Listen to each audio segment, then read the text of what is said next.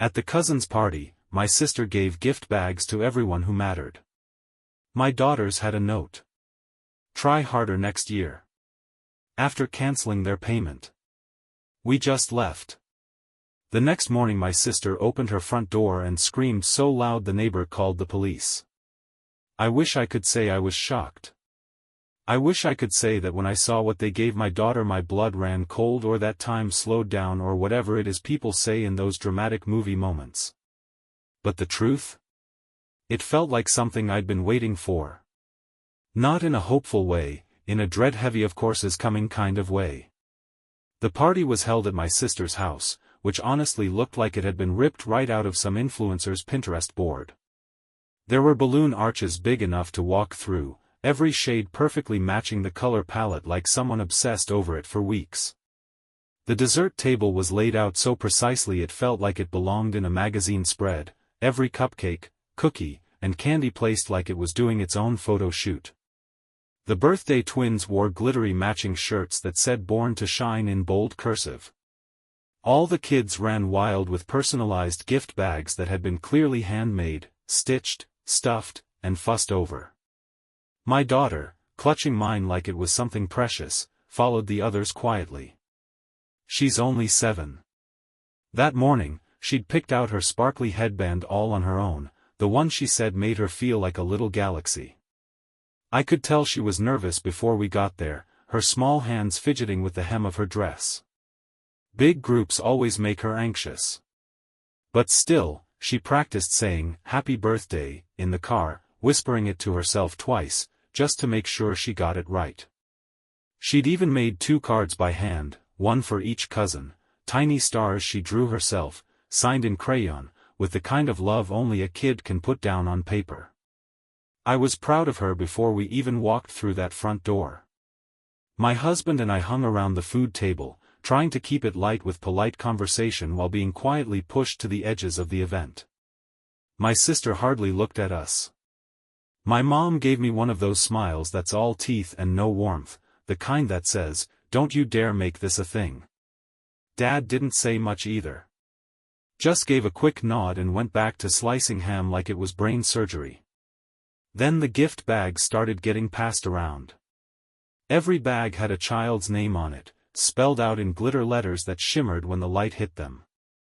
Inside, they were packed with thoughtful little treasures, plush toys, colorful bubble wands, stainless steel water bottles with their names printed down the side, even tiny keychains shaped like the first letter of their name. It was over the top in that very deliberate, "Look how much I care" way. One by one, the kids lit up and tore into them like it was their own personal Christmas morning. And then came my daughter's turn. They handed her a plain white paper bag. No sparkles. No decorations. No name. Just a sticky note, slapped on crooked and careless, in my sister's handwriting. It said, "Try harder next year." My daughter stared at it, her little eyebrows pulling together in confusion like she was trying to work out some kind of puzzle. Like maybe, just maybe, it wasn't what it looked like. She opened it slowly, like she was expecting some surprise to make it all make sense. There wasn't one. Inside was a snapped crayon, a half-used eraser with smudges on it, and a wrapped peppermint that looked like it had been living at the bottom of a purse for months. That was all. Her throat moved, like she was trying to swallow something she couldn't name. Then she looked up at me, her hand barely brushing mine, like she needed something to hold on to, not just physically, but emotionally too. Like maybe she was asking, did I do something wrong? And then came the laughter. The adults went first. My sister let out that sharp, fake laugh she does when she wants to signal that she's in charge of the joke, that everyone should laugh along. She's been a bit much lately, she said, waving her hand like this cruelty was some quirky little parenting moment. Interrupting, talking back, crying over every little thing. Just a little wake-up call. My mom laughed too. A short, knowing chuckle. Honestly, it's probably good for her, she added, like it was wisdom. You baby her too much. Even my dad made a sound, something between a snort and a chuckle, like he didn't fully get it but was committed to playing along. The other kids laughed because the adults did. They didn't know why. Kids usually don't. But they saw it was okay to laugh, so they did. My daughter tried to smile. That awful, trembling kind of smile you see on kids who are trying their best not to cry in front of people. My husband looked at me, not with surprise, but with a kind of quiet resolve. He bent down next to her, gently took the bag out of her hands, and said, "You don't need this. Let's go get some real cake." So we got up. Just like that. No words, no shouting. Just stood, took her small hands in ours, and walked out like we were escaping a fire. Nobody followed us. No one tried to explain. No apologies. Nothing. Back home, she curled up on the couch, still holding those birthday cards she'd made, the ones with the glitter stars. She stared at them like they might give her some kind of answer. After a long pause, she asked, "Was it because I didn't say thank you fast enough?" I knelt beside her and said gently, "No, baby. It's not you. It's because some people forget what it means to be kind." She didn't say anything after that. Just hugged those cards tight to her chest like they could shield her from the world. Eventually, she fell asleep right there, curled up beneath the blanket her dad gave her last Christmas, the soft one that says, "You are safe. You are strong. You're loved." I sat in the kitchen while my husband made tea. We didn't talk much. We didn't need to. The silence felt full, not empty, but settled. Like something had finally ended. After a while, he said, "I paused the payments. The rent. The grocery card. The electric. Everything we'd been covering." I gave him a slow nod, no surprise in my face. I pulled open the drawer where we keep the stuff that matters. Pulled out a thick folder I'd been quietly adding to over the years. Screenshots. Texts. Photos. A printed email where my sister asked me to take her kids for a week so she could do a solo reset trip. The Venmo payments. One of them was where I paid our parents' property taxes after they promised to reimburse me right after the cruise. That folder was already heavy. I added one more thing. The sticky note. "Try harder next year." I slipped it into a clear sleeve. Right on top. My husband saw me do it. Didn't say a thing. But when I met his eyes, he gave a single nod. Not asking. Not suggesting. Just agreeing. Finally. Tomorrow, I'd drop the folder off. No message. No warning. No confrontation. Just the facts. They wanted to teach my daughter a lesson? Fine. They were about to learn one, too. And here's the part that cuts the deepest: it didn't begin with her. She should have been shielded. Loved fully. Kept safe from this garbage. But it started long before her. It started with me. Growing up in that house meant learning how to shrink. How to shapeshift into the kind of daughter that caused the least friction. It meant memorizing moods and treading lightly long before I could even read bedtime stories. It meant that being quiet was safer than being honest. That faking a smile got you further than telling the truth about how you felt. Lily was always the golden one. It was never said out loud, but the favoritism screamed through everything else. The way their voices softened for her. The way they lit up when she spoke, even when it was nothing special. When I did something worth praise, I'd get a half glance and a "that's nice." But Lily?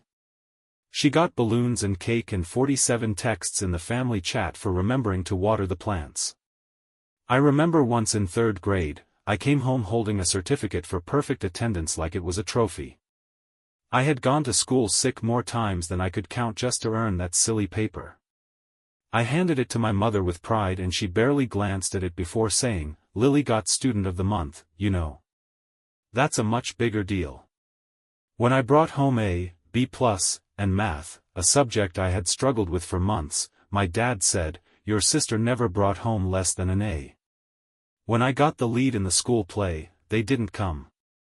Lily had a volleyball game, a practice game, not even a tournament. But it was important to her. So they said they'd try to make the next one. They never did. Birthdays were the worst.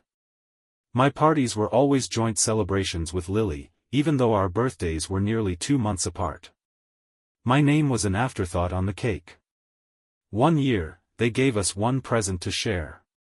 It was a pair of rollerblades, Lily's size. Growing up, I lived in this constant tug-of-war between being too much and somehow never quite enough. I was either too quiet or too loud, too dramatic or too dull. One minute I was told I needed to speak up, the next I was criticized for asking too many questions. I was shy when I should have been outgoing, and bold when they wanted me silent. There was always something off about me in their eyes, always something to fix. I remember crying too easily, being told I was fragile. I'd sulk when I felt ignored, and they'd say I was selfish. I smiled, but not the way they wanted. Apparently, even my happiness didn't look right.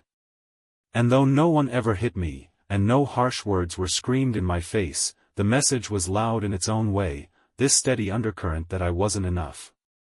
Or maybe that I was just too different to be accepted without conditions. When I was 15, I came home in tears after being wrongly accused of cheating on a test. It shook me. I'd studied hard, and the accusation broke something in me. I needed comfort. But my mom just raised an eyebrow and said, "Well, you keep to yourself too much. Maybe you look sneaky. Next time, smile more. Try to act normal." That word, normal, was their favorite.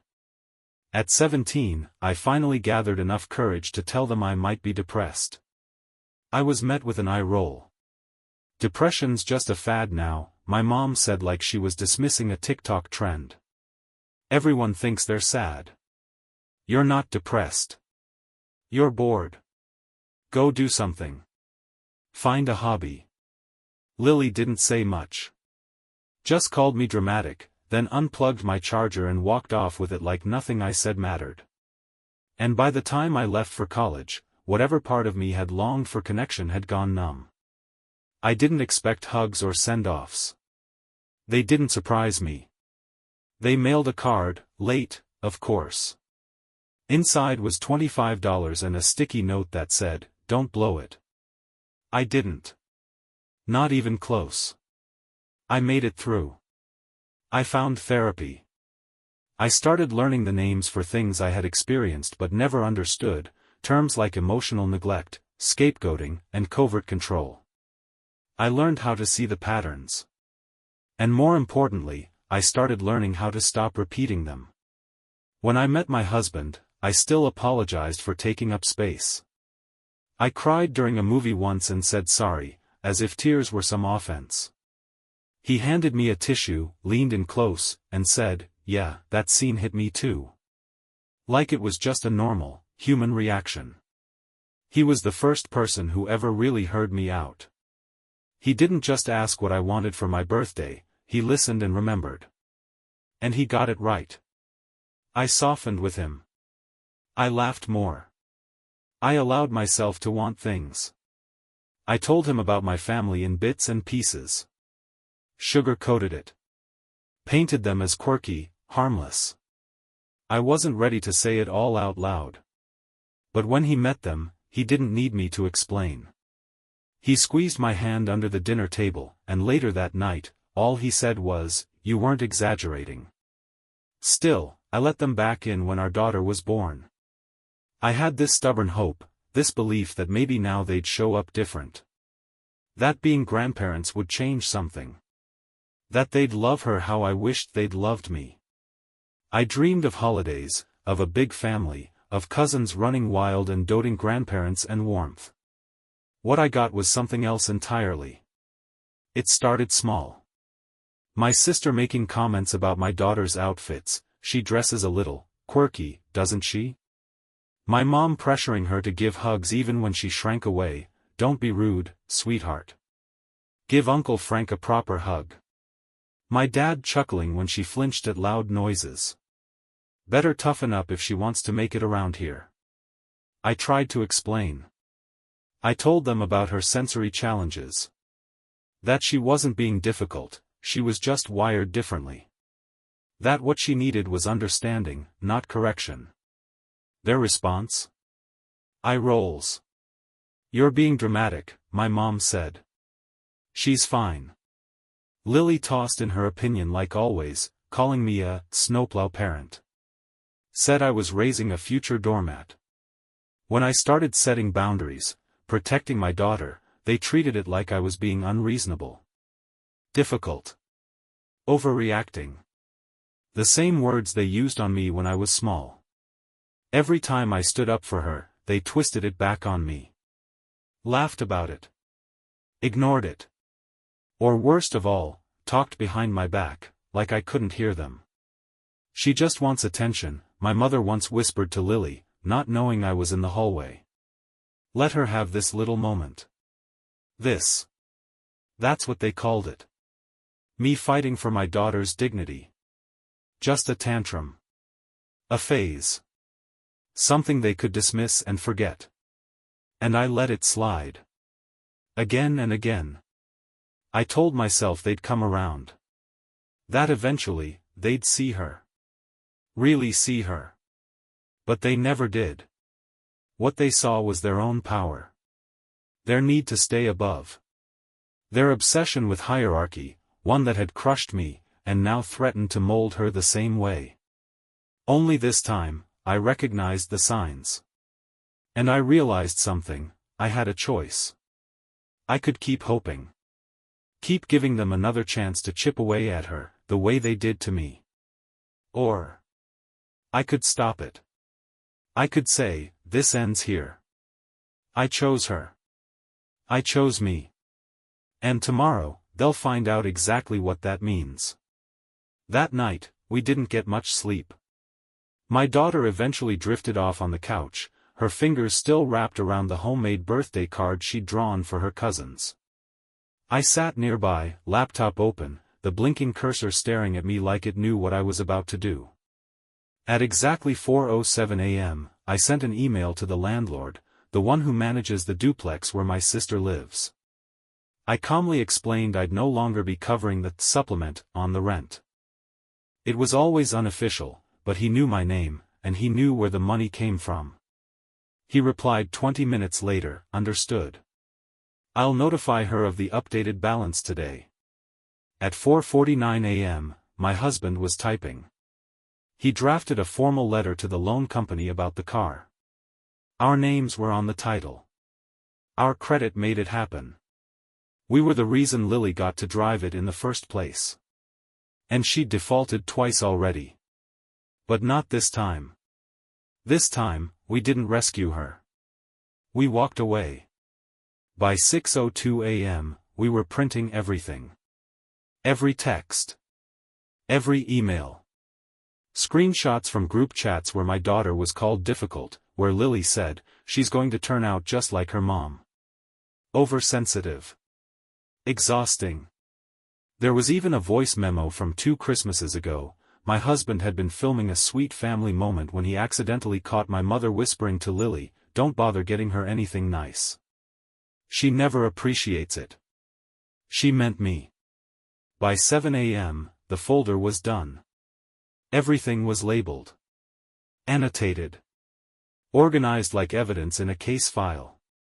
I wrapped it with a deep red ribbon I found in our junk drawer. I didn't plan that detail. It just felt fitting. Turned out it was from one of Lily's kids' birthday gifts. At 7:30 sharp, we drove over. We didn't say a word. My husband placed the folder carefully on the doormat like it was something fragile. We rang the bell. Then walked away. Halfway down the street, we heard it. The scream. It wasn't polite. It wasn't performative. It was raw. Loud. Guttural. Like something that had been stuck in her chest for years had finally clawed its way out. I didn't turn around. My husband just gripped the steering wheel a little tighter, and I caught the smallest trace of a smile tug at the corner of his mouth. Later, I found out the neighbor had stepped outside in his robe, thinking someone had gotten hurt. He thought maybe a fight had broken out. Instead, he found Lily on the front lawn, red-faced and breathless, standing like she'd been struck by lightning. She was clutching the folder like it might actually burn her hands. When the police showed up, she tried to spin the whole thing into harassment. Claimed her insane sister was trying to ruin her life. The officers stayed calm. They flipped through the folder quietly, brows lifting as they skimmed the content. Then they handed it back to her and said it wasn't a criminal matter. Nothing illegal here. Just truth. The kind you can't unsee. By noon, my phone was vibrating off the kitchen counter. 38 messages from Lily. The first 10 or so were in all caps, furious, unfiltered, loud through the screen. What the hell is wrong with you? You think this is funny? You're mentally unwell. Then came the shift. Guilt, as predictable as ever. We're family. You can't just do this to us. Then came the bargaining. Please, don't stop helping. Don't ruin everything because of a joke. It wasn't even that serious. And of course, the threats eventually arrived. If you don't fix this, you're going to regret it. You'll see. Then the silence. Followed by my mom. She called 4 times. Left a voicemail on the third one. Her voice sounded tight, like she was trying to sound heartbroken but forgot to actually be.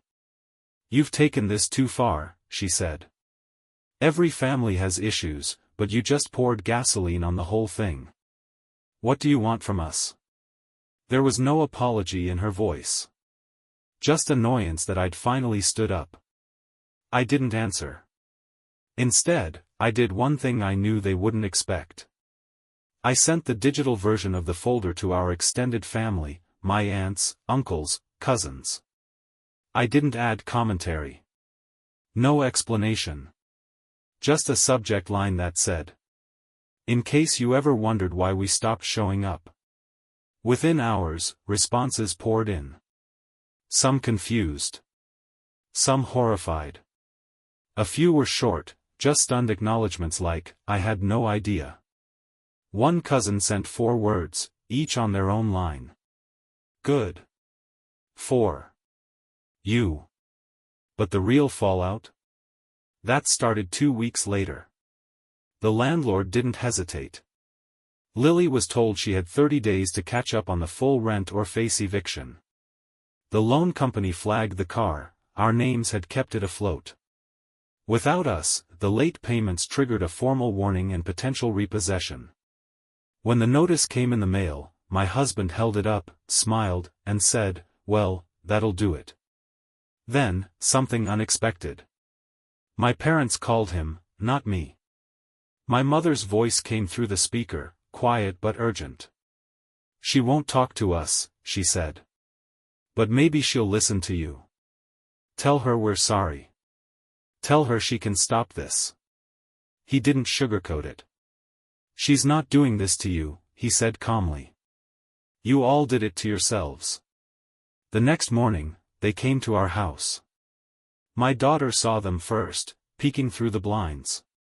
Her face went pale. Her hands froze mid-page in the book she'd been reading.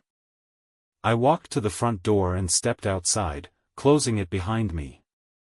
My dad stood on the porch, arms crossed like he was here to mediate, not apologize. "We just want to talk," he said. "This has gotten out of hand." "No," I replied, voice steady. "This is called consequences." My mom's eyes got glassy, but no tears came. Just the performance of regret. I didn't move. I didn't waver. They left a sympathy card in our mailbox. One of those cheap grocery store ones. Inside it said, "We miss our family." I sent it back the next day, sealed in a fresh envelope, with a sticky note that simply read, "So did I." Then I went back inside, where my daughter had returned to her book, her body curled beneath a soft blanket on the couch. She looked up at me, wide-eyed. Were they mad? I shook my head. No, baby. They were loud. But that's not the same thing. She nodded, satisfied with that. That evening, my husband took us out for ice cream. No balloons, no toasts. We weren't celebrating. We were just breathing. But in that quiet, shared breathing, there was something that hadn't been there before. Peace. And honestly, it felt louder than anything. For about a week, we heard nothing. No calls. No texts. Just a silence that hummed like a machine left running somewhere deep in the house. I thought maybe that was it. Maybe they'd finally understood. They hadn't. 10 days after we left the folder, my daughter came home from school with something tucked in her backpack. She pulled it out casually, not knowing. It was a note. Pastel paper. Little hearts along the borders. Lily's handwriting. The message was short, but it hit like a punch. If you ever feel sad or confused, remember Auntie Lily loves you. You can call me anytime, even if your mom says no. My daughter looked up, puzzled. Did I do something wrong? My stomach clenched. Rage bloomed in my chest like wildfire. This wasn't boundary crossing anymore. This was calculated. Intentional. A direct attempt to wedge herself into my daughter's trust. Undermine my voice. I called the school immediately. Turns out Lily used a friend's name to get through the front office. No ID. No questions asked. Just a smile and a fake story. She left the envelope at the front desk like it was a forgotten lunchbox. That afternoon, I filed paperwork. A formal no-contact agreement with the school. One with the police. I sent a cease and desist to my sister and my parents. Our lawyer followed up the next day with legal reinforcement. 2 days later, a fake account started tagging me online. Ungrateful. Disrespectful. Some people forget who raised them. There were old, blurry childhood photos. Passive-aggressive captions. Anonymous messages that said things like, "Just remember, kids grow up. One day she'll know what you did." That was it. The final straw. I handed everything to my lawyer. He forwarded it to law enforcement. Lily posted a selfie the next day, tears streaking down her face. Captioned, "When your own family turns on you." And right on cue, people came running with sympathy. But then something amazing happened. The truth started spreading. One aunt. Then a cousin. Another relative. Then a neighbor. People started whispering. Asking questions. Screenshots made the rounds. Voicemails were replayed. My folder wasn't the only one. Turns out, I hadn't been alone. My parents tried to put out the fire. They hosted an emergency Zoom call with the extended family, desperate to do damage control. I didn't attend. But I heard what happened. Someone asked why I hadn't been invited to Grandpa's birthday last year. My mother froze. Another asked why Lily had access to the family emergency fund when she's the only one with a full-time job. Then someone else asked about the birthday party. The one that started all of this. Was the story true? It was. Everyone knew it. By the time the call ended, 4 people had quietly left the meeting. My parents stopped posting family photos. My sister deleted her social media entirely. And then came the letter. It arrived by mail, handwritten, rambling, desperate. Blue ink. Monogrammed paper. My mother's handwriting. Family is messy. We made mistakes. But at the end of the day, we're all we have. Don't punish everyone forever over one misunderstanding. Your daughter will regret this distance someday. So will you. I didn't respond. I framed it. Hung it right next to the sticky note that started everything. Try harder next year. Then I helped my daughter hang fairy lights around her new bed. She picked the soft kind, the ones that slowly fade from pink to blue to purple, like they're breathing. Her breathing had changed too. It wasn't tight anymore. It wasn't stiff or shallow. It was relaxed. Gentle. Whole. She made new friends, 2 sweet girls from art class. The kind of kids who didn't giggle when she needed quiet, who didn't flinch when she wore headphones in noisy rooms. She started sleeping through the night. And one morning, just before breakfast, she looked at me and said, "Mom, my heart doesn't feel buzzy anymore." I pulled her into my arms and hugged her so tight she squeaked. And then, one more thing happened. At the end of the school year, her class hosted a family day. Students were allowed to bring one adult with them, someone to sit beside them, enjoy cookies, and see what they'd created. My daughter chose me, without hesitation. Her project was a painting. It wasn't a portrait or a tree or a house. It was abstract. Galaxies spun across the canvas, soft pinks and streaks of silver, comets swirling like dreams. In the corner, she'd written something in black paint.